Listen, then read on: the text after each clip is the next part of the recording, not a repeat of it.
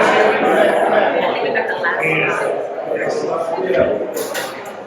welcome to our innovation and transformation session on AI for small business. I'm Greg Liebert, I'm founder and president of Crimson Cup Coffee and Tea, and also the chair of the Innovation and Transformation Council for the Columbus Chamber. So before we get started, I'll share a little bit about Crimson Cup, the building you're in, and also many thanks, gratitude goes out to the Chamber, Hope, Lori, Kaylee, everybody from the Chamber. There's Don back there, Kelly. I mean, so many wonderful people at the Chamber. It makes, small business investment in the Chamber is really a no-brainer, really, with such wonderful people like that. And thank you to my team, too, who set this up. So I think it was a fun committee setting this up because there's all sorts of fun going on. So thank you. Thank you for all that. So Crimson Cup started 33 years ago, May 1st. So that was our 33rd anniversary of independence. Not bad. What you're sitting in is our innovation lab. And why that's important to us, it's the only SCA certified facility in Ohio. And there's only 50. What does that mean? Specialty Coffee Association certified facilities based upon the facility that we have. Also the people here, we call them professors. We have some professors here that train at the highest levels of coffee in the world. Right? So that's all done right here. We've trained people coming in from the Peruvian government, paid us to train some of their Peruvian farmers, so they came up here. So we train our customers from around the country, and we have a ball doing that. We have a roasting facility, so our production roasting facility is right down the street. So we have 2 Allen Creek addresses. And then we have a facility, our storage facility down in Canal, Winchester. As you may know, some of you may know, has anybody been in here before? Or who's been in here before? Not many, okay. Good, well, welcome to everybody who has not. We supply independent coffee houses, college universities, business and industry like Nationwide or Cardinal Health, grocers. That's our main business. And then, of course, some of you, hopefully, instead of passing by our coffee houses, you might go to them. Crimson Cup coffee houses, we have some around, and also Crimson is ours too. That's one more elevated and approachable coffees. And what I mean by that is, if you want to selfie with this, you can. It's kind of funny, but in the industry, this is the highest award you can win.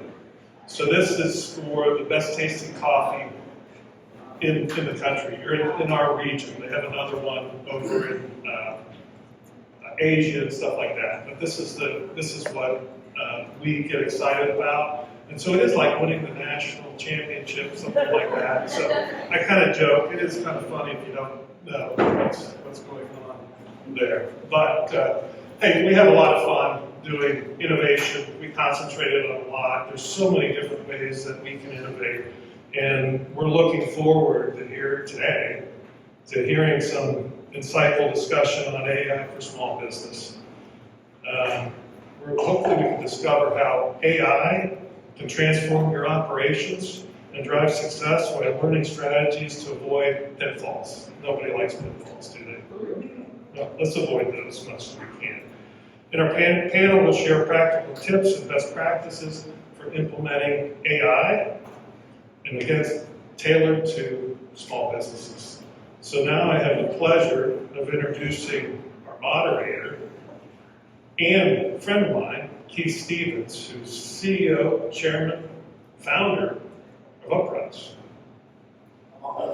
Among other things. There you go.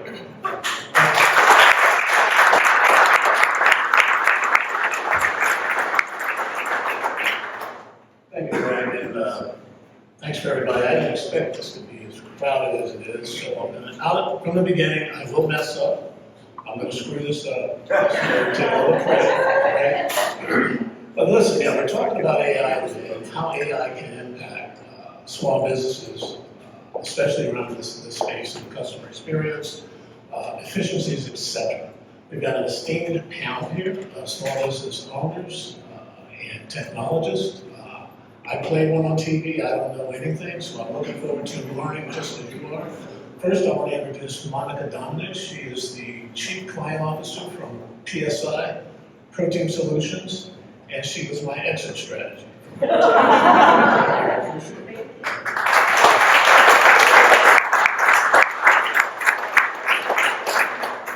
Next, we have Brad Griffin from Buckeye Innovation. I met Brad years ago when he started his company, and we talked briefly, and I tried to hire him. He wouldn't go for it. He started his business, and look at him now. And then Sean Wallace from Centric Consulting, and I don't know if you know that company, but their business model is pretty unique in how they've grown that. I think started out in Dayton, Ohio. How is it? Say that again. Dayton, Ohio? Dayton, Ohio, yeah, we have an address in Dayton, even though I don't know if there's actually other people that work there. So they're just still committed to 100%. So listen, we're going to add, go ahead, Adrian. What we're going to do is ask some questions. We're going to get input from the three of them. We will run until around 10:09. At that point, 10:10, we'll have Q&A. So if you've got questions, just kind of jot those down, keep them in your head so you can ask them at that point. The first question that I want to ask is, and Monica, we'll start with you. How can AI benefit small businesses in terms of efficiency, customer experiences, and growth? And maybe how you're looking at that your business. Yeah, well, thank you, Keith, for being here. I know I kind of put your name into the running to be up here, so I appreciate that. But AI is something that we just all have to embrace. And I know so many people right now are scared. And they're scared that AI is going to replace them. And it's something that we're hearing. And in reality, if you don't learn how to embrace AI right now, you will be replaced because you're not letting it be part of your life. So when we're talking about AI in the world right now, especially in business, it's all around elevating your ability to deliver. And it can increase your ROI, it can increase employee productivity, and it's all just on using the tools and leveraging it. So some of the things that we're doing, we are a technology staffing company, for those who don't know what PSI was when Keith started it 32 years ago. But what we do in our world is finding people. We have to find candidates. We have to make sure that they're the right people. So right now, we're leveraging AI to help us do that better. It's to help us find people. It's to help us rewrite some resumes because people are pretty crappy at writing, especially lately. So that's how we're leveraging tools, but unfortunately, there's some negatives that come with that as well. Brad, and I know you're a technologist and you're helping companies with their presence from web and mobile. What are your thoughts on that? So I fully agree with Ryan. There are a lot of interesting things in the staffing side. So we need to hire talented designers and developers. From a standpoint of what we do, we build websites and mobile apps and web-based software. And so there's a lot that's changing in our industry. How many of you are in the creative space, in design, development, marketing? So there's a lot changing in that area. For those of us who are in sort of a high-tech space, I would say that it's even faster than some other industries. But as a general, I might say in the next 5 years, about 50% of the revenue that I have as a business will be gone. It will not be available to us. There will be other products and services that we will need to offer that will replace that 50% of revenue. Which 50%? We have no idea. You got to try and guess and figure it out. But that's one of the things that AI is doing. It is replacing certain portions of what we do. There are websites, if someone needed a basic website 10 years ago, they might have, they would have come to a freelancer, they would have found someone to help with it. Now there are some tools that can build. You can go to Wix or you can GoDaddy has decent websites now. And we're starting to see now that AI will generate websites. So if you say this is the type of business I'm in, there's a tool, even in the website builders, you say this is the type of business I'm in, here's some core values, upload your brand guidelines, and it generates a layout for you. That would totally put a lot of businesses like mine from 10 years ago out of business if we hadn't evolved and continued to change our offerings. So I would say the thing that my team needs to know, AI will not fully replace us, but a savvy user of AI will replace us. If someone can use those tools better than we can, they're going to get hired. We need to be that. So I would recommend for all of you, find those tools that you need to use, make sure that your team is savvy using those, and that you also know some of the limitations. There are some limitations I think we'll chat about. Just show of hands, how many people have touched or played with ChatGPT? And how many have incorporated that into your business model, where it's a regular? Interesting. Sean, you're an architect. You are our Mensa Society thought leader, intellectual horsepower guy. Talk to us from your perspective. So I've been doing, sometimes you get a guy up here that's my age and they drop the old guy tag. But the old guy in the car and say, I've been doing this a long time. There have been several innovations, several big things that have happened since I've been doing this. One, we just talk about the internet. It started while I was doing this. Then client-server communications, the scale, the speed, and the efficiency, and then the internet scale, and all the internet companies. Everything has been a big opportunity. It's been an awesome thing for us in general. I believe AI is no different. We do have to retool, but it is a great opportunity. If it took you 2 hours, 3 hours, or if you're doing a big statement of work for a big client, 2 weeks to put that together, what if you could do that in 2 days? What if you could do that in 20 minutes? Efficiency, right, allows you to operate at a different scale. And it allows you to cast wider nets for talent as well. It allows you to say, there's more people that can be involved in this because the tooling is enabling of them. So, there are a lot of great things happening. Now, I'm excited because I'm a technologist. I want to implement. So I'm reading books, I'm going through all these things. We built an internal tool to help us at Centric to write proposal statements of work that we're getting ready to go live with. But I see it as a big efficiency thing. As Brad said, though, if we don't adopt the tools, if we don't get involved, it's almost just the way we work now anyways, right? It's almost necessary. We've been using coding AI generation tools for years and years and years, right? My GitHub Copilot that tells me what to write based on the way that I wrote code yesterday. So those are good things, right? But we've got to learn the tools, we've got to be able to learn. But that's really the profile. The profile is the person or the company that succeeds is the company that can adapt quickly, can learn new things and do them at a high level very quickly.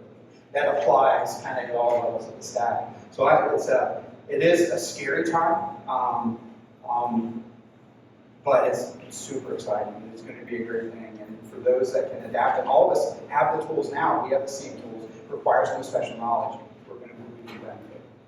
Sean, I want to say something that I think is so interesting, is that so many people think that they're not using AI and that they haven't been using it. And if you guys even just think about 10, 15 years ago, if you were writing a document in Word and it highlights and gives you a suggestion of a different word, that's all part of it. So it's stuff that we've been using forever. It's just smarter now, and now we can learn to be smarter as well. Sean, I know you've had enterprise level clients at Centric. How are they? What are you seeing on their end? So larger clients, they have a lot of unique concerns. So it's really all about their data, right? And having access to their data and regenerate or kind of replicating the kind of work that they do over and over again, but you don't want to expose that. So if you take that data and put it in ChatGPT, it's technically available for the world to see, right? And early versions of ChatGPT, I could go in and say, hey, I know this guy named Chris, tell me what his queries, what his prompts in the ChatGPT were. They patched that hole, but we could do that because it was out there.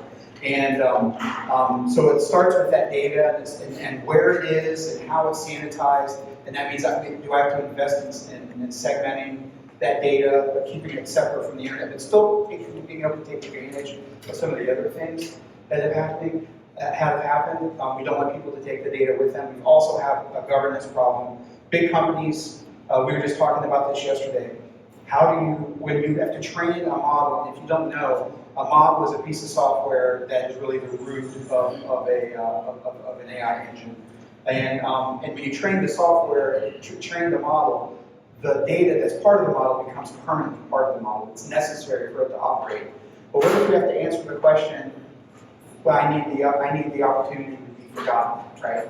How do you can't take that out of ChatGPT once it's already there. So those are questions that we have to answer. And those are difficult questions. When I think about, well, how do I incorporate this component and integrate this new package into my software? And if that sounds like gobbledygook, it is.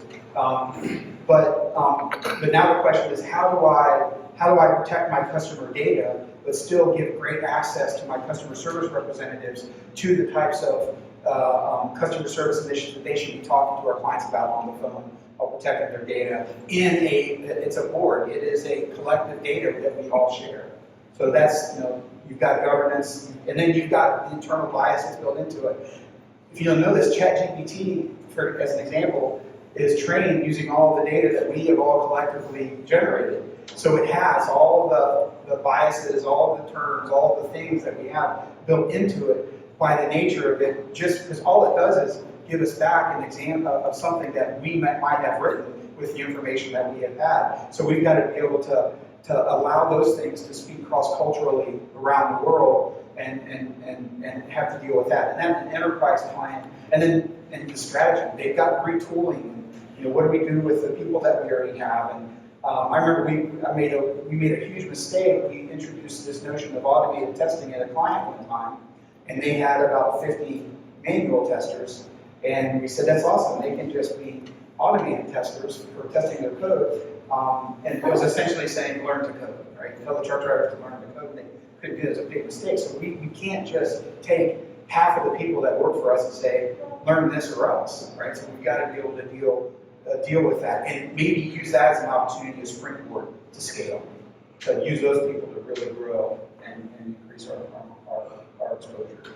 And most of the discussions that we're having around, because you can buy the tool. You can buy the tool from Microsoft. You can buy this tool from ChatGPT, but they don't tell you how to implement it, and they don't tell you what problems that you're going to have to deal with. So most of what we're doing now is talking about strategy. Plus, everything's so fluid. All the tooling is changing, is turning over. So the most important thing is to have a strategy and a foundation of how you're going to leverage it, so that as things change, you can adapt quickly and still stay close to your core principles. I think we can drop the mic and leave. I have a comment on that. So I wrote down just what Sean said about that right to be forgotten. Do anything to do with GDPR, European privacy regulations. So there is in that a specific right to be forgotten for customers. So I'm not a lawyer, but I imagine there are some big problems if you're incorporating customer data into your model, and then they say, you know what, give me all my data, and I want you to delete my accounts. Well, it's part of our data model, so we can't actually. So that's a big challenge. But I also, we do some enterprise projects that are probably scrappier, a little bit more startup-like than what Centric does. And a lot of our clients are looking at chatbots. How do you incorporate, how many of you have a knowledge base, something that your customers might be able to go and search, or frequently asked questions? You probably have manuals, onboarding documentation. We're seeing a lot of requests. Can we incorporate that into a bot? Something that either our customers can access, our employees can access, something that will write onboarding documentation. There's one of my team members here, so I don't want to tell my team this, but when I do manager development sessions, when I'm trying to put together professional development plans, I use ChatGPT. I tell ChatGPT, here are some important things for our business, here are our core values, here are projects we've worked on. I want my developers to get better at this, I want my managers to get better at this. Put together a 12-week curriculum for me. And it puts it together. It's pretty good. It's the topics that I need to cover. So we're seeing those sort of things. How can we improve training and development? How can we improve customer service built by building our own models? But with that, something that you said that everybody needs to know as you're starting to use any of these chat tools, and you've all heard the expression garbage in, garbage out. And when you're saying, Brad saying that he literally gave so much detail about here's the job, here's the expectations, here's everything. You give that tool every amount of detail and it will take it all. If you have 7,000 words, it'll take it. And then if you say, now give me 5 questions, they're going to be really poignant questions. They're going to be pretty much point on with just a little tweaking. But if you just put in there, I have a developer and I need to do a coaching session with them, give me questions, they're going to be crappy questions. So if you ask a crappy question, you're going to get crappy questions in return. So Monica, you're a brand ambassador. We see you everywhere. Talk about AI and how you see it impacting brands and marketing. So that's something that I love, is that even though I have a great marketing person who's sitting right over here, I do a lot of the social stuff on my own. And the best part about AI that I like is that it takes the guesswork out of it for me. I don't have to put a lot of time into it now. I can throw some images and I can give, just like we were saying, I can give a few paragraphs about this day, this topic that we're doing, and I can generate 7, 10 different social posts that'll have the hashtags on it, and then you can just copy, paste it, bam, and it's done. And then you tag a few people, and then it just helps elevate your brand. And that's just using it from the ChatGPT side. There's a ton of tools out there right now. We've all probably heard of, has everybody heard of Hootsuite? Yes, so Hootsuite, for those who don't know, it's a platform that's been around for quite some time, where you just basically integrate all of your social platforms. They, not too long ago, about a year or two ago, they implemented a whole AI part with it as well. So now you can go to this one location, you can enter your information, you can enter your photos, you can enter the topics, and it'll ask you questions so you can have it rewritten, you can use hashtags, and then you can enter that information and literally plan out your entire month of social media posts that you don't have to do it. And that's just one of the tools. I wrote down a bunch because I figured you'd ask me, but there's Ad Creative AI. That's a tool that you can use that will help you generate not just social media posts, but actual advertisements. We've all heard how Canva's really, they've been around for a long time, but now they're taking over the world with the AI generative stuff. And you can literally put some words in, you can select some images, and it will create a brand for you. Now, I say that in air quotes because you can tell the difference when somebody is using solely AI stuff versus a marketing brain, but it's a way that you can integrate both of them. So you can have your marketing person get out there, do the actual brand development for you, but then you have to take some side of it as well. So it's just leveraging when some of these tools are out there, and there's a lot. I mean, I've got a whole list. So afterwards, if anybody wants to take a picture of it, and then the social media platforms themselves started recognizing that these other tools were coming out there and doing it better. So now they even have their own tools. Every time I post on LinkedIn from an AI source that wrote it for me, it says, do you want me to rewrite it? What kind of AI? And sometimes just click it, because sometimes it's better than what the other one wrote. So they're all using their own independent tools. But it's just the way we get to go now. So I find that with branding, because I can't be everywhere. I try to do a lot, but I can't be everywhere. But I can make believe I am, and it'll help me write all of those posts and push it all out there. I think you make a good point. AI and some other tools, the internet actually made it easier for smaller businesses to seem big. AI does the same thing. AI can lift your weight in terms of the marketplace. You can compete with. Maybe compete with Centric, I'm not sure. But, I can partner with Centric. Exactly. But it does, and it also, one of the things that the new social platforms are doing that we don't even think about, and as a marketing professional, you can try to take pretty good guesses of what hashtags are going to be trending or what the hot topics are. The AI stuff knows it, so it's not just pulling from what you put in there, it'll literally go out there and search the different socials, it'll search the different platforms and tag words and trends that are happening, and you can even direct it to. So you can say, give me great hashtags on innovation and transformation panels that are happening. You can be very specific, and it will give you the hashtags that will be already trending. It's all about the prompts, right? So Brad, I know you use tools. Can you talk about some of it, say it in layman's terms, so we understand just how you're leveraging tools? Sure. Yeah, I mean, Copilot's a big one. When you're a developer, there are tools.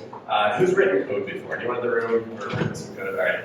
Did you use like an integrated development environment, an application specifically for writing code? Yeah. So Typically, you've got some sort of software that you would open up and you edit your code in there. Those tools are getting much smarter. It used to be they could follow some very basic rules and tell you if there are errors in your code. Now it's starting to make recommendations. Maybe you want to try writing your code this way instead of that way. Or it looks like you're not following the coding standards. Sounds like something you've got coding standards maybe that are built in, or the sometimes, or the how you wrote code yesterday. It'll recommend you're not following the same style as what you did yesterday. So those tools are pretty interesting, but those get kind of geeky. How many of you have used the custom GPTs functionality? Almost everyone said you've used ChatGPT. Who's used custom GPTs?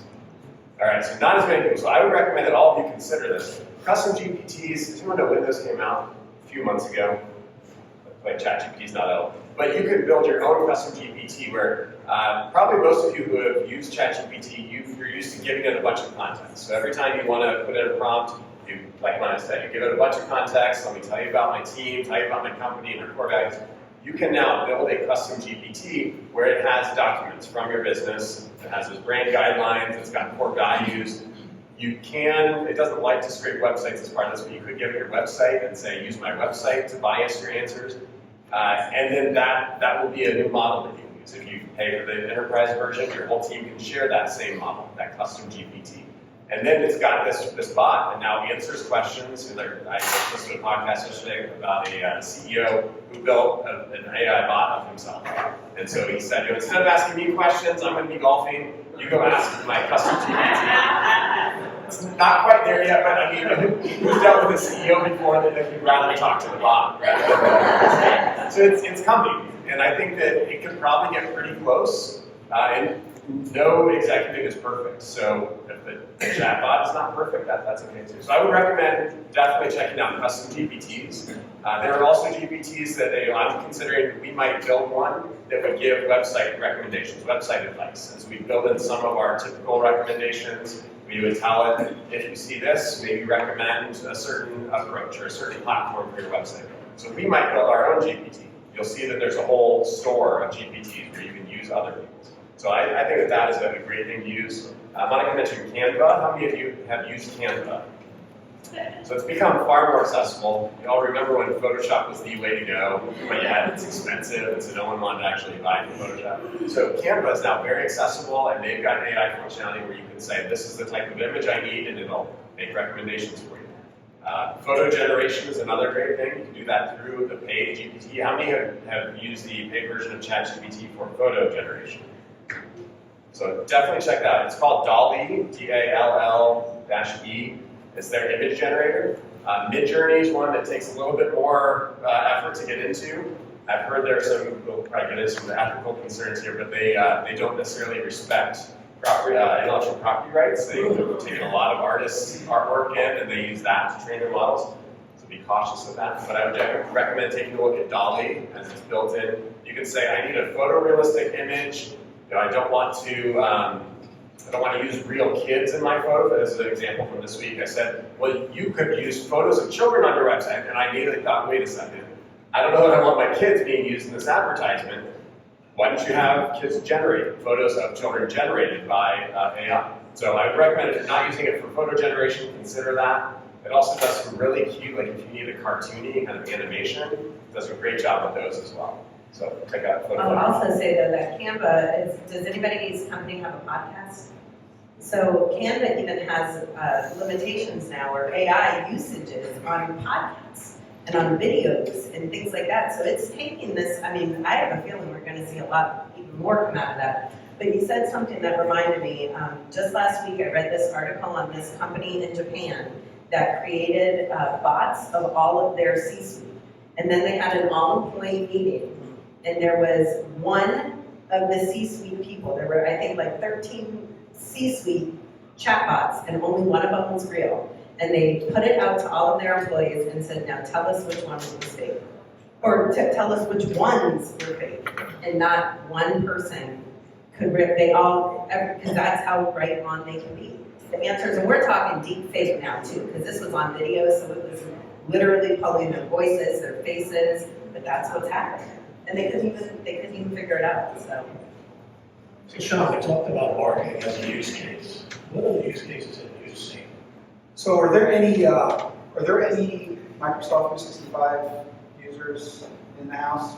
You already have a custom GPT as part of your tenant. Go to bing.com/work, and you have finally a fixed enterprise search for Microsoft, and you have a Bing, a GPT that allows you to talk to your documents, to find documents, not necessarily to generate documents. So you already have that. So those things are there. The one thing that in our custom GPT eccentric that there's a fellow that I work with who's the architect of our AI practice, and he trolls people. He trolls me quite a bit. He was in the Army, and I was in the Marines. So there's a lot of choice chose about Marines that he's trained into our GPT.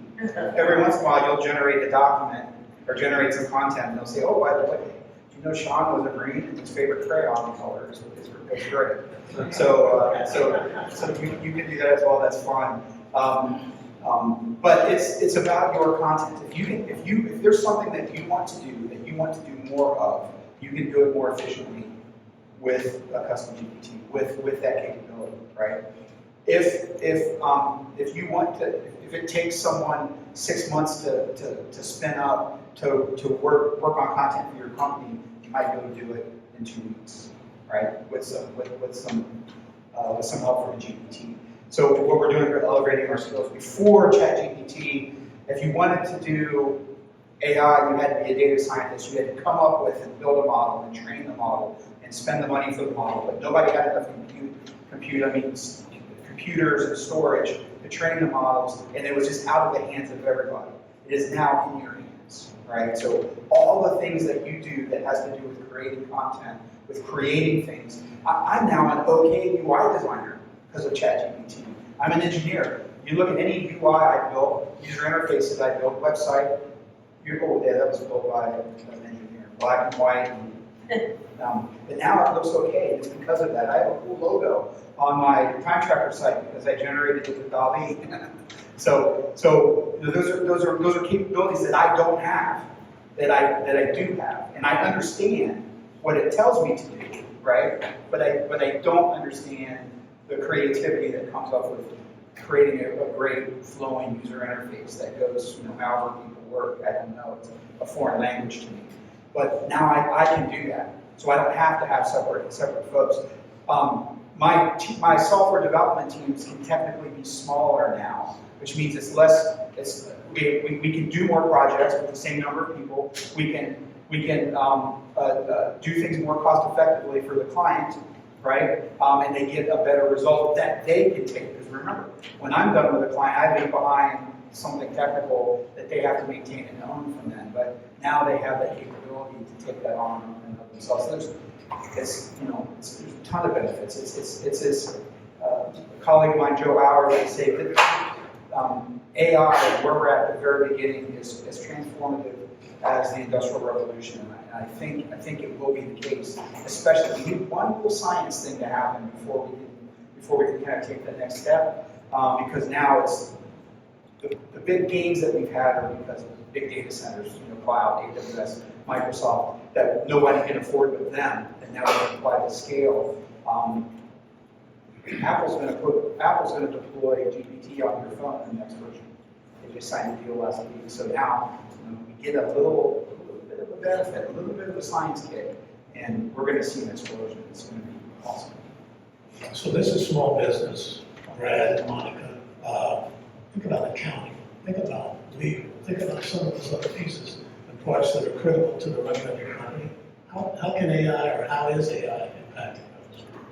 Yeah, so one accounting function that we're talking with the client about implementing, they do valuations of businesses, and so if you take a balance sheet and an income statement in, each one is a little bit different. Each company might categorize transactions in a little different way, but if you have a valuation model, it needs standardized categorization. So we could use a data model to say, here are the categories that we want to get to. Here are 10, 15, 100 examples of income statements of different categories that would map to the categories we want.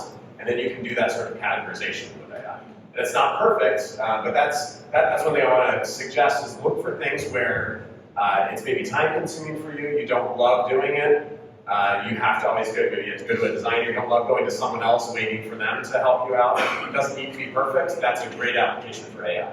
If you need something to be incredibly precise, exactly right, there can't be any mistakes, that's not the place for AI. So I think accounting is good when you categorize transactions. It's not so good for reconciling and making sure if you need audited financial statements, maybe not as good for that. I think it's fantastic for things like when you're brainstorming content. Brainstorming marketing content, I think is a good idea. It's not going to get to the nuance. Something that Keith, you might have been saying, like the way that ChatGPT and these others, they make assumptions. They try and draw connections. What is the most likely next word that I should say here? What's the most likely color of pixel that I should put next to that last pixel? It's all just making a lot of assumptions, which can be dangerous. But if making some assumptions is okay, it's going to get you work done a lot faster. So think about those areas where it's okay to make some assumptions, it's okay to be imperfect, but having something done is better than having it perfect. Done now, a lot better than perfect in a month. Monica. I think there's a component also that we need to think of. We're talking about a bunch of AI, but there's also a whole side of machine learning as well. And all of the tools that are out there, they can help with workflow and process improvement, especially when you're dealing with the accounting stuff and the numbers and the finance and any of that whole back office support. There's now things, even from spend, there's companies called, Bill.com. That's a great way now. That removes a lot of errors that could happen, right? When you're leveraging some of those tools. So now the clients that you're supporting that invoice you, they can invoice it directly into this company, into Bill.com, and then it's attached, and with one, they email this invoice, and the machine will pick it up, collect all the information, put it in there, and then it instantly sends you, or maybe not instantly, but there's a couple little steps that will track all of your spend, so then you can choose to hit pay, and it'll go right out there. So now you're removing a bunch of those different steps. And I think when we start leveraging these tools with what they're good at, then you're going to see, and there's to your point, there's going to be a learning factor, right? So it may, for the first month, it's going to take some time. But once you've done that, once you've gone through the setup, then it's going to make it easier. So yeah, I think there's a lot of that kind of stuff that can go into it. And there's a lot of companies out there, new companies right now, who want to make it their mission to get not only your money, but to help teach you how to use it too. So as you're looking to go down any of these journeys and partnering with any of these companies, they need to be successful and they want to do that. So you're basically going to get some free service. You're going to get free work as they're going to come in and they're going to try to teach your team and teach you how to use these tools. So it's a matter of taking advantage of that as well. Earlier in the conversation, we talked about chatbots. How many have incorporated chatbots for customer service, interfacing with their users? Anyone? Talk about the cost of chatbots. If you've got information, what's the cost? Sure. So there are some chatbots that can be very cheap. It can be, you can get a free chatbot. Drift was one, I think they might have gone to a paid version, but there are a lot of free chatbots. You can just embed some JavaScript code. It might be more like a live chat at that point, where you actually need to have a human answering questions. There are some that you might incorporate with your website and able to consume content on your website and answer questions, and it might be under $100 a month. You might be able to get one for $30 or $50 a month. It starts to get a lot more expensive when you want it to be intelligent and really make connections. You have workflows. Say you have documentation that the call center might use to make decisions about how you would route calls or what advice you would give a customer. That starts to get more expensive. And when you build up your own custom data model, Sean alluded to the cost of compute. If you want to build up your own data model and do all that compute, that can start to be expensive. Most of us do not have enough data for us to really build out that large of an enterprise data model. But if you're a Chase or a Nationwide or a big company, you probably do. We even work with a library system that's building some AI chatbot functionality themselves. So it can be more expensive than when you're starting to ramp up resources and you've got more storage, more data that's being transferred. That can start to get more expensive into the thousands of dollars. Thank you. So think about AI implementation. And forget about chatbots for now, just implementing AI, what are the costs associated with that? Can you get the audience some idea what that looks like? Went from least expensive, maybe free, which I always love, or unassociated costs in dollars. Well, so, sorry, I jumped in there. That's okay. So, with my bad. So if you don't have a big data center with hundreds, if not thousands of machines and petabytes of storage, then you're gonna have to use somebody else's service, right? And where's your data right now? It's on everybody's machine, in your company, on a few servers, maybe a little bit in Microsoft, in Google Cloud Drive or Microsoft Drive, OneDrive. So the first thing that we have to think about is that we have to be a little strategic, thinking about where our data is and where it needs to be if I want to use somebody else's compute. So there is a data consolidation, depending on the size. You know, you might have a file server and it's all right there, but I've got to get it somewhere, and I've got to pay to have it there, and I've got to pay someone to point the compute there to process that data as appropriate. So there's a consolidation of the data that you have. There's a skill set delta, a change that needs to be met.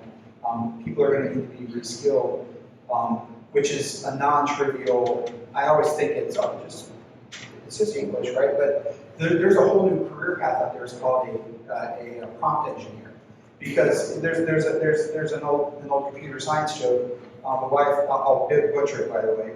The wife sends her computer programmer husband out to buy milk, and if they have eggs, get a dozen. So he comes back with a dozen gallons of milk and says they have eggs. They had eggs. Chatbots like, or GPTs like to be, AI like to be talked to precisely. And the more precisely, Monica alluded to this earlier, the more precisely you can talk to them, the better your outcome is going to be. The programs that we write are really prompt generators that we send to the AI, and then they send us the results. So there's data, there's skills, and then there's new things that you don't have. You have to think deliberately about what's going to happen to the data that you have. What's the life cycle going to be? How do you deal with bad data and getting it out? But those are the primary things. You know, even to be prepared, no matter what solution you go with, no matter where you go, the foundational things that you have to think about is your data and where it is and how you're going to make it available and how you're going to secure it. Where do we start, Brad? What's a place to start? Where to start? Good question.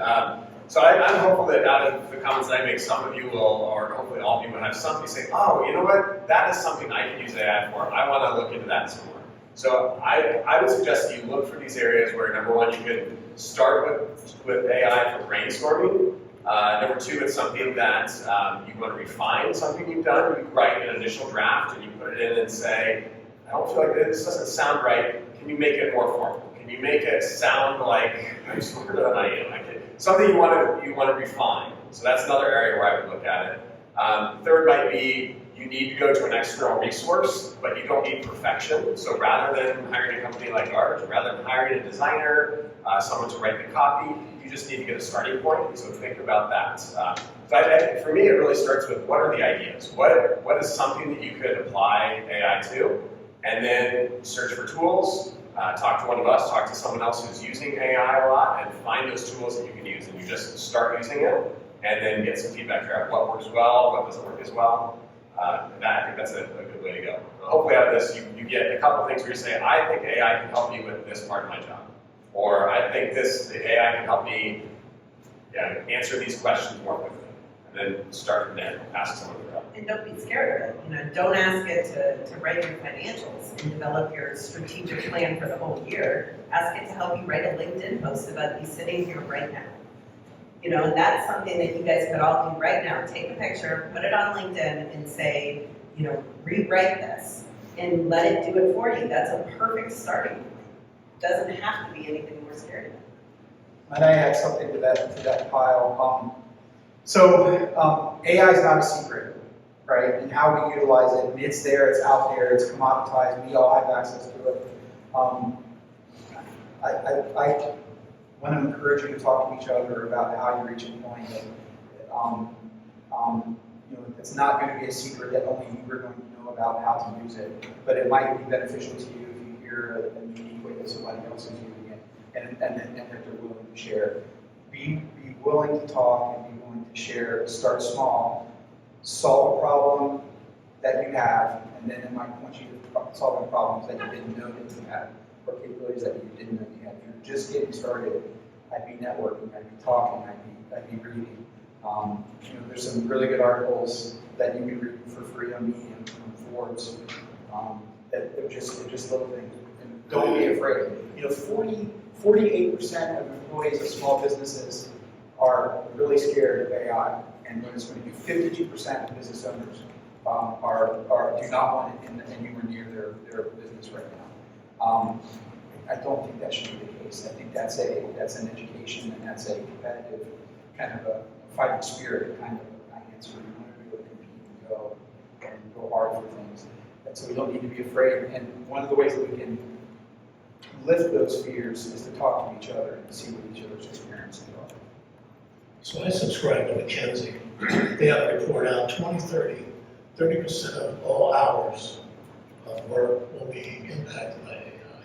Let's talk about the fear, and I think it's a legitimate fear about displacement of employees and what do employees, and even small businesses, we talked about this earlier, excuse me, I think that some of our business models could be at risk if we're not paying attention to AI and how our customers can bypass us and leverage AI for the services and products that we provide. Can you give some input about that fear, that concern, what you see? I mean, you kind of touched on it, Sean, where do you see it, especially in the staffing business? Yeah, so I get asked a lot, how does AI help us and what does AI hinder us? And it's quite honestly the exact same answer. Because AI is helping my recruiting team, on our sales team, it's helping us develop better resumes that are matching the job descriptions, but then unfortunately, it's doing the same for the competition out there. It's doing the same for the recruiting powers that be, and even internally. But we saw a little disruption, so it's been an interesting beginning of the year, because it's really kind of started hitting, although we know it's been here for a while, some of our big clients, and we tend to support a lot of the big enterprise clients and some mid-markets, but in our big enterprise clients, we have a very strict pool of vendors that are allowed to support them. And what we started seeing is our agency, who would put the bandwidth, the time, the energy, we interview, we do all of those things right, but we weren't even getting interviews anymore, and we couldn't figure it out. That we started watching, and we just kept telling our team, keep doing it right, keep doing it right, keep using AI, use the generative tools, help make it better, but just keep doing the people point too. So, and in our world, in staffing, that is literally connections. It's having conversations. It's making sure you're not fake. It's making sure you're not full of shit. It's making sure you know what you're talking about. And we had to keep doing that, and other people weren't. So then the people who were getting the interviews, because sure, the job description matched their resume perfectly. Well, of course it did, because there's tools out there now that are literally designed to do that. You insert the job description and you say, please rewrite my resume. Here's my resume, rewrite it to match this job description. Rewrite it to make it sound like I know what I'm doing. They were getting through, here's what's happening too, since so many people now are still remote, and many first interviews and even many second interviews are occurring online. We will have candidates, not us, never happens to us. But it does with some other firms too. You will have candidates who will be on a video call with a manager, and they have a ChatGPT box recording. And when they are asking the question, when the manager is asking the question, it is generating the answer that you should be giving. So these people are getting jobs because of this. And then they show up and they don't know anything. So then they're getting fired, of course, and then it's giving my industry a bad rap. But what we have to keep doing, and help keep your whole question, is what can we be doing as a small business owner? This is a disruptive territory. It is a disruptive category. They're using the tools for bad. But if you start using the tools for good, you keep using the tools for good, you're making sure that people are right, whatever your industry is. So obviously for me, this is very near and dear. You keep doing the right thing, you lead with the right approach, you talk to the people, you use the AI tools that are out there to help make you stronger, but you can't lose that part of the business and what you guys know. And for those companies, it is starting to be seen now. So the clients are starting to recognize this trend of these hires and then instant fires. So it's while it's been a disruptor for 6 months and I've seen our numbers go down for 6 months, it's starting to go back up now because now the hiring managers who know us very specifically are backdooring. They're coming straight to me saying, I know you're giving us good people. Here's the recs, here's the rules, here's what we need you to do. And man, do I love that. So if it takes 6 months of crap going in, how we were saying, garbage in, garbage out, this is literally what's happening. So for those who are doing interviews with people online, there's also now tools like Glider AI that record somebody, so we can use these tools that will record you as the person who's on the other line with me, and they check for frequencies of recording devices that are out there. They're looking at your eyes are shifting to a different place other than the camera to look. So, I mean, it's this whole other industries that are coming out of this now. So if you are interviewing people, be very cognizant if you see them looking away, or if a lot of people now like, oh, I'm looking here because this is where my camera is. Well, maybe it's true, but I don't believe it. I'm like, you're fake, get out of here, I don't trust you. So it's those things, and then this is what's happening in our industry. I haven't seen it live in an interview, that's pretty impressive. But I've got an increasing number of applications from very eloquent software engineers recently. Very good writing skills. And it's similar to like why I wear jeans. If I dress up too nicely, I lose credibility as an engineer. I think that's about fears, right? Like what we're afraid of. So I think a lot of small business owners, how many of you are afraid that AI is going to replace you? Clients are not going to hire you anymore. They're not going to come to your business because they're going to be able to go to AI for it. Catherine, you're right. I mean, there's a certain amount that will. So not to call anyone out. I'm afraid that it's going to take a certain portion of our business, but I know that it will. It will take a part of my business. So I need to then choose, do I just cede that part of my business, let them go ahead and take that, and we move on to other things? Or in fact, why don't we cannibalize our own business? Why don't we be the ones who help them to replace us? And so instead of saying, you know what, I'm afraid of it, I've had developers say, I don't know, this whole AI thing, it seems unethical. Before we dive in here, right, you keep telling us you need to familiarize yourself with these tools. Before we do this, we need to have some talk about ethics. To which I'd say yes, but is that because you're just afraid? Because you're afraid that this is going to cause some disruption, and they probably are. So embrace the disruption. No, I'm a big fan of Clayton Christensen. I don't know if anyone's ever read Innovator's Dilemma. He's got a whole series of books. Brilliant guy. There's this disruptive innovation in there. Either you can be the one that gets disrupted, you say, you know what, someone's going to come in and they're going to replace you by using AI tools, or you can decide to do that yourself and say, you know what, we're going to embrace these tools, we are going to use them, and that means that a big chunk of our revenue is going to go away. We need to figure out how do we replace that. And one thing that I think is maybe a shining beacon of hope in this for equality, for equity, I feel like I've heard about how Industrial Revolution and some of the information age, it elevated white-collar workers. It elevated people who had good education and they could use these tools that might be expensive, and the rich got richer. And it put factories dramatically increased productivity, but it didn't help the low-wage workers.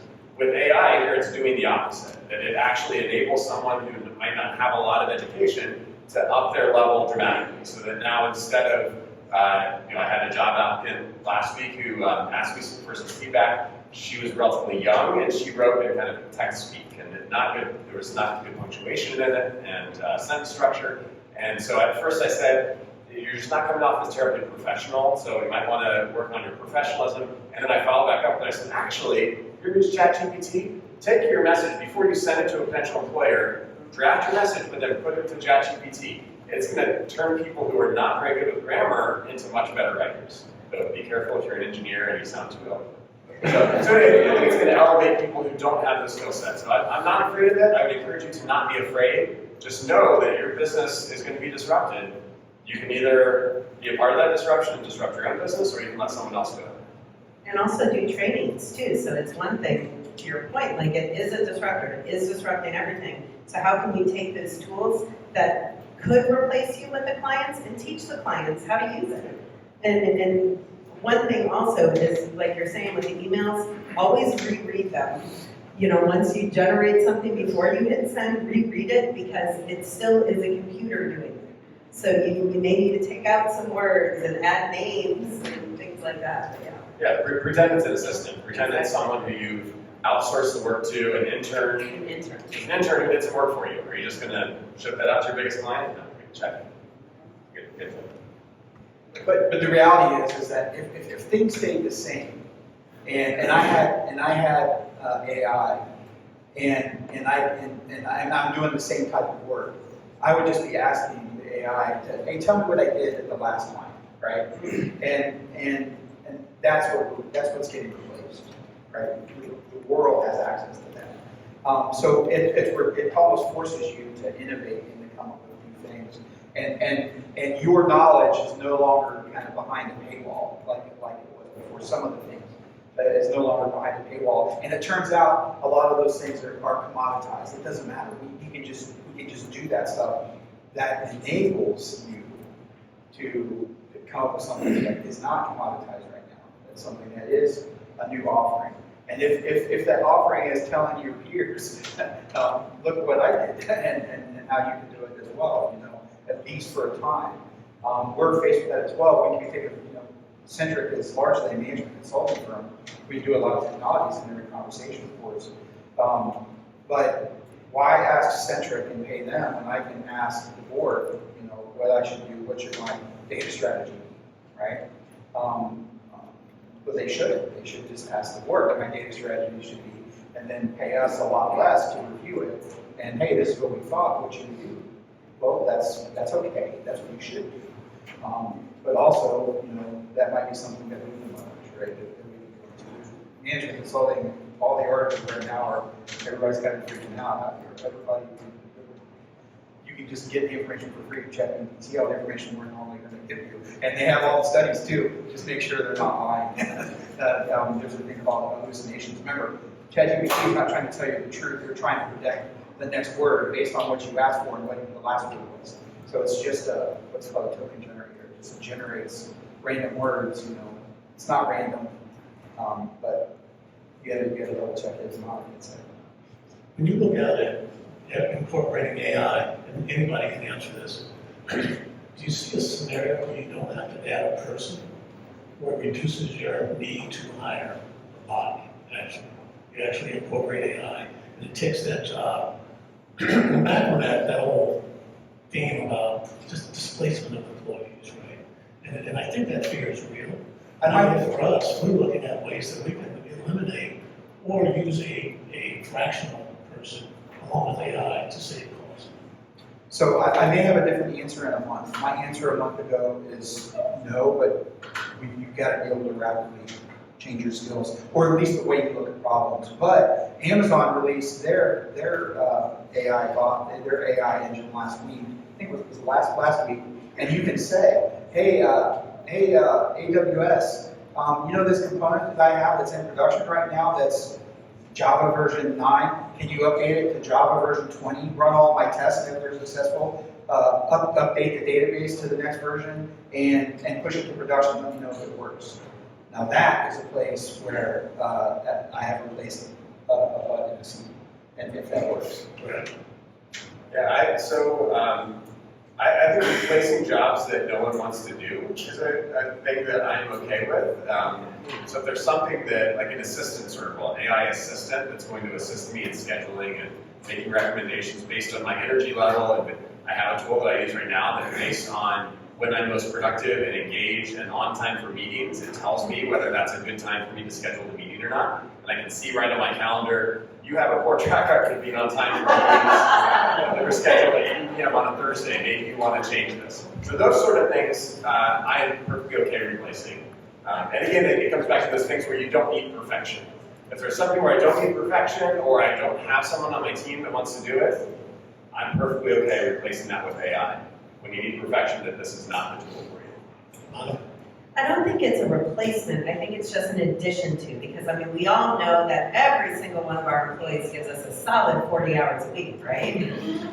But what it does do is it can take away some of those menial tasks that might be taking 3 or 4 hours for them, it takes it away. So now you can maybe get a little more production out of them on things that actually you need their time to do. So I don't think we're there yet, for me at least, and it sounds like for these guys as well, I don't think we're there yet where I can say, no, I don't need to hire this person for $60,000 a year because I can pay $49 a month to have a professional tool. We're not there yet. I think it'll eventually be there, especially when we're talking about calendar tools and assistant stuff, writing. But with any of it, whether it's marketing, development, testing, any of it, there's tools out there now that are based on AI that you can leverage to make maybe your work production better. I would say we're on a 4-day work week. So one of the things that we do with our productivity is I say, I want team members who leverage tools, who are figuring out how can they be as efficient as possible. Because we're going to get 40 hours worth of work into 32 hours. And so that's what I would prefer to do. Rather than eliminating jobs, we're going to give people some time back for quality of life, or we know everyone's got a lot going on. But let's just make sure that we have people who are so efficient because they leverage tools and they cut out things they don't need to do. That's what I'd rather do rather than eliminating jobs. And it's something too, to go on that, we've been working on a big RFP, two actually this week, and it has streamlined that. So it is something where instead of, and I'm looking over here because she's been in the room with me, locked in a room, and in a year ago, it would take 6 hours of our time, maybe a couple days a week, that we would be locked in a room with an RFP and all of these words on these screens. It's not that way anymore. Now it's like, all right, let's get together for an hour, let's review it real quick, bam, we're done. Because it's, we're making sure it's saying the right things. So that just gave us hours back, 20, 30, 40 hours back that we would have been writing these horribly boring RFPs. You've got to be thinking because we don't respond to RFPs. Oh, That's great. it's made it so much easier too, because and when we're talking about that, and I was even saying this in my younger years, 25 years ago, I wrote RFPs for Nationwide. And we would have to manually go in and do manual searches for these questions and what the comment was for, an 800-page RFP response. Now, you don't have to do that. And you can build, to your point, in the custom chat GPT boxes that are out there, you can build your custom ones. So you want to talk about pools of documents, put in RFPs that you have written, put them in there. Now when you're asking a question, you literally say, here's the new RFP that I got, base the answers off of RFPs that I've already entered in. And this is your information. This is nothing that ChatGPT is generating for you. It's taking your answers that you implemented, that you put in there, and it's now putting them in. Now I'd say take those and rewrite them. Have ChatGPT rewrite them, but an RFP will take no time now. So that's something that you should be doing. We recently created a tool, an internal tool. The cost per sale is something for consultancies, right? We spend a lot of money and time answering RFPs. Some of these can be, for larger companies, 200 and 300 pages long. And you get a team of 5 or 6 people that aren't free to do this work. And while they're doing it, they're not billing, right? So it's costing you a little bit. So we build a tool to at least do a portion of these in an automated fashion, and it generates it in the format that we want. And you get something, within 5 minutes, it's 80% of the way to where you want it to go. Now, 20% is not a zero amount of work, but it's also 1 or 2 people. You edit the data, send it to the account manager. The account manager says, "Oh, this is awesome." And for simplicity's sake, make it less wordy. I always tell it, make it sound like human heroes. Yeah. Something that's short and declarative, but not super long sentences. And that has helped us. That makes my life easier, because if I have to do 5 of these in a week, that's the thing I hate. The 2 things I hate worse: writing proposals and entering time. And I've automated both of them. So guys, we're getting close to the end. leave us with, we got a few minutes left, take a couple minutes and leave us with some pearls of wisdom. Start with you, Sean. So if you don't like change, learn to like change. This dirty little secret, these models are not new. They're 10 years old, they're 15 years old. But now, because of all the servers, the server farms we have, they're now made available. This has been around. We've got, but there are applications in your hand or in their infancy. There were 5 times as many AI patents last year as there were in 2019.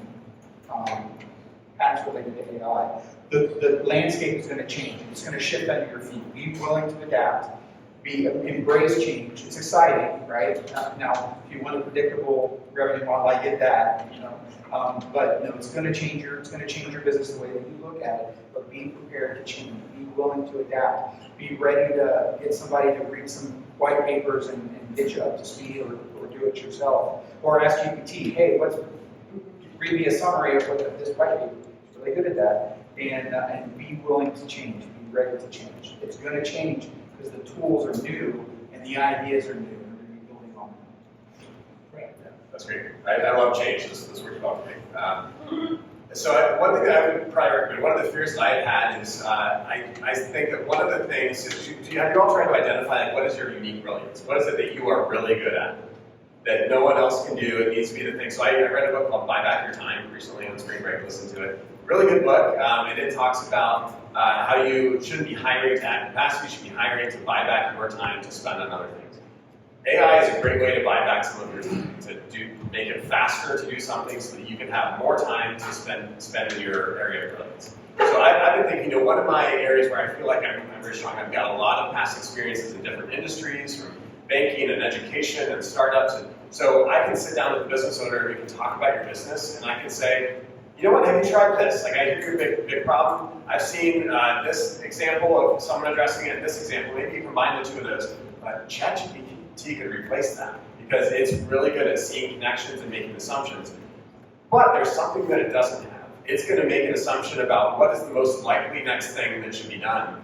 If I am good at seeing a different path, taking the path less traveled, I'm good at finding that thing that it would recommend because other people haven't done it, and it's a little bit risky.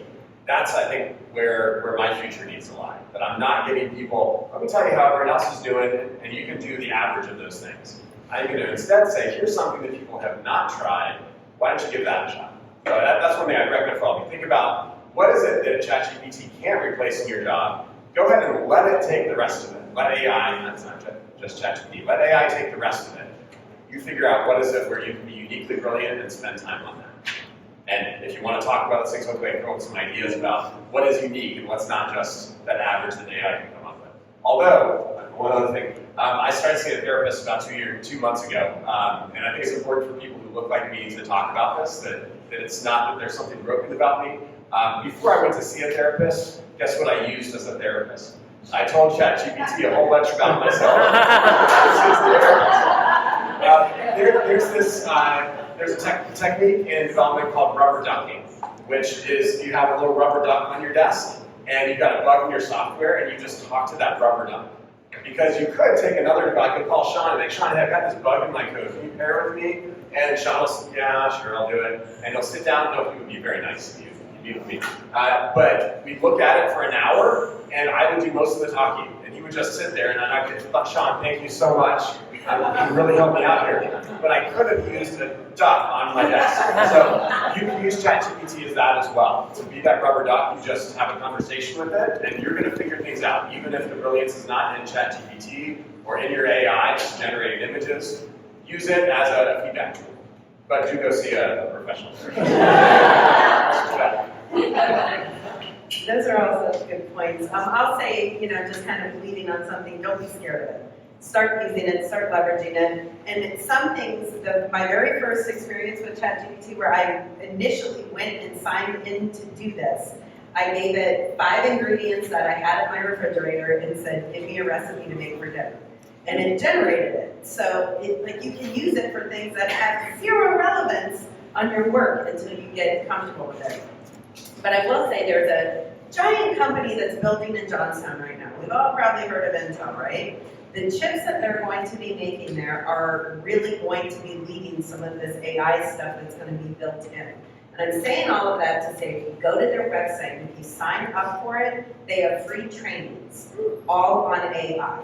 And they just sent out an email 2 days ago, and I tried to write it down. It's all about their AI on Intel, Edge AI, and OpenVINO are these big tools that that Intel are utilizing and they're creating, and they're giving free training. So you get signed up on there, and when I'm talking about they have a library, they have over 100 different trainings that you can click on, and it's people who are actually talking you through this, and it's a full library of it, and they even do giveaways. So right now, they are doing an open AI PC that if you just sign up for their free trainings and you listen, your name gets entered, and then they give this away. And they do this every month, that they have $500 gift cards, $50 gift cards, because they want you to learn. And that's just Intel. Every one of the big companies out there right now have these trainings. So it doesn't cost you a dime to do that. It costs some attention. But that's what I would say, is just don't be scared of it, but learn it. Thank you. Very cool. Let's open it up for Q&A. Yes, sir. You guys have talked a lot about ChatGPT. There are other, I think, famous references, Copilot, Claude, etc. Where are you recommending businesses to start? Are you saying do ChatGPT and purchase the paid version versus free? Are you saying, hey, use ChatGPT for these 10 things, but go to Copilot or Claude, etc.? Where, because that can be overwhelming for people. And so just curious, what are you guys doing in your own businesses and recommending products? So here's my consultant hat. It depends. Right? But where I would say is, if you're a Microsoft 365 client, get their demo, let them come out and talk to you about Copilot. There's GitHub Copilot. There's also Microsoft Copilot, right? So which covers the whole Office suite, and that is that just those are productivity tools. Great features like summarize a meeting after it happens from the transcript and send everybody a summarization. Those are features that are there. Plus enterprise search and the ability to smartly query the data that's already there, right? I would start with the big tools. Unless you're a technical firm with data scientists, there's no reason right now, unless you're creating self-driving cars, to have your own AI. But go down the path of the big vendors, because they're making the big investment. Microsoft's put $10 billion into. By the way, the underlying model for Copilot is GPT-4 from OpenAI, which Microsoft paid $10 billion to have access to. On code, it's the best $10 a month you'll spend per user for GitHub Copilot. Now, Microsoft will hit you up with the enterprise license, which is $35 a month, which is still okay in my book for those productivity. ChatGPT, do they have enterprise versions? The licensing is quite expensive to go to OpenAI. You can have that already through Microsoft, a lot of that through Microsoft. Then you have your segmented data, so you get the benefit of the big model, and then your own vectors of your data apply to that model. But if you're with Microsoft already, stay with, get in that world. Google has their thing, of course. If not, if you have more niche needs, I would look at the provider. But you're going to be the big provider. GPT costs $40 million to train, and you do it every. So that's why it's kind of out of the hands of us to do those things. We're kind of at the mercy of those.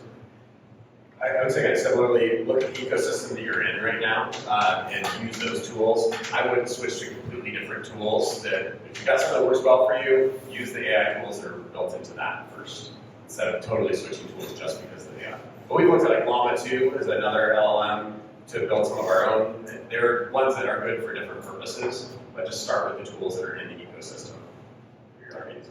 And then with your individual employees too, so each of them are going to have different duties. So maybe even start thinking about creating part of their review, having one part of it be leveraging AI in whatever their particular area is. We have some interviews now. I want to know that people are experimenting with it. And their resume looks like they did, right? Clearly, your experience with AI. Any other questions?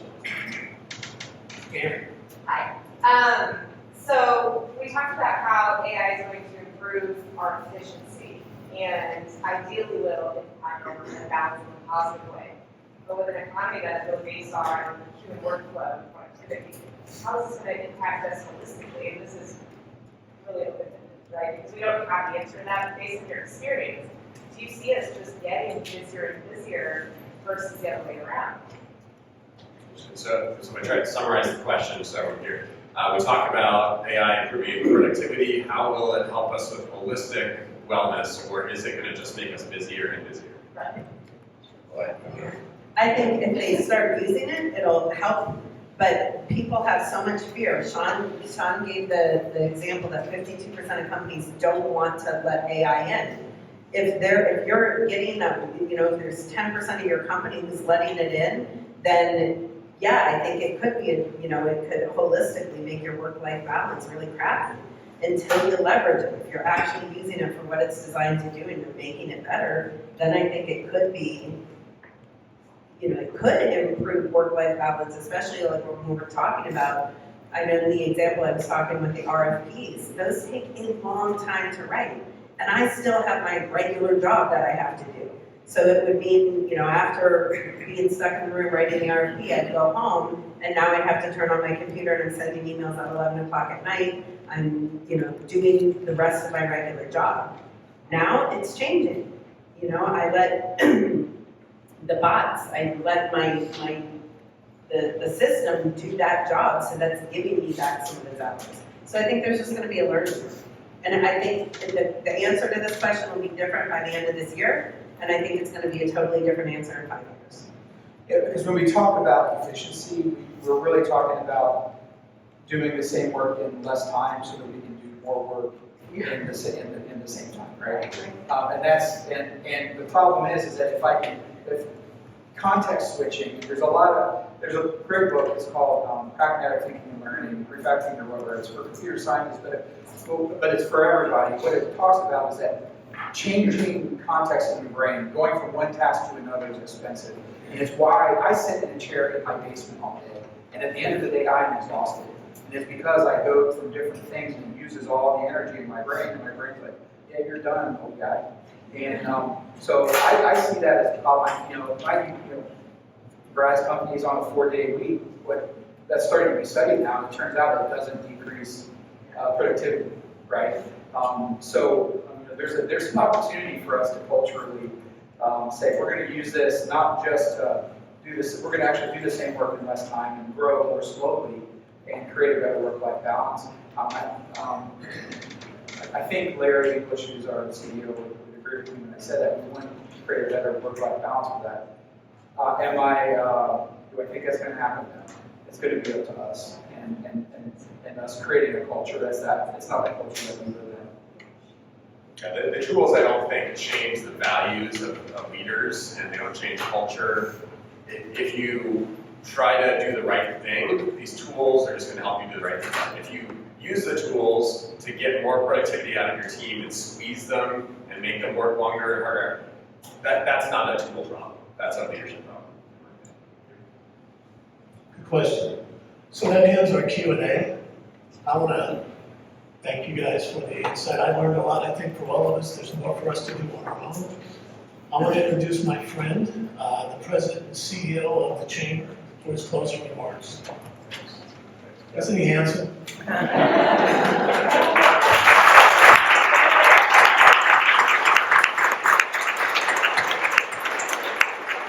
Good. Well, you guys could have stayed there. You didn't have to run so fast. Monica Dominic, Brad Griffith, and Sean Wallace, and our host, Keith Stevens. Please join me.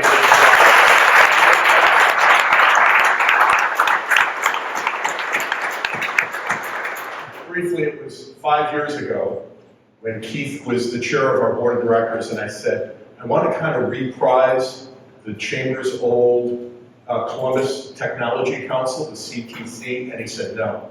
He said innovation and transformation. People hear technology and they shy away. These are small business owners. Create something that talks about innovation and transformation. And here we are today.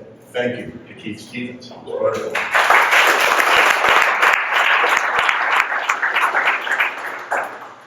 Thanks to our sponsors. Our presenting sponsor is Huntington Bank. Our lead sponsor, Dupler Office. Can you guess the venue and coffee sponsor? Crimson Cup Coffee and Tea, and our board member, Greg Hubert. Sheets for our breakfast sandwiches. We serve the best gas station breakfast sandwiches in town. And our small business sponsor, Buckeye Innovation. And all of our investor sponsors. We hope you'll consider us for upcoming Columbus Chamber programs and events. More information can be found at columbus.org/events. columbus.org/events. I joked with Greg at our board meeting last week that he's going to have to knock a hole in the wall so we can have more people, more guests at our event. And do you remember what he said? He said, Don, for you, anything. Thank you all so very much for being here. Have a great day, a great week, and we'll see you again really soon.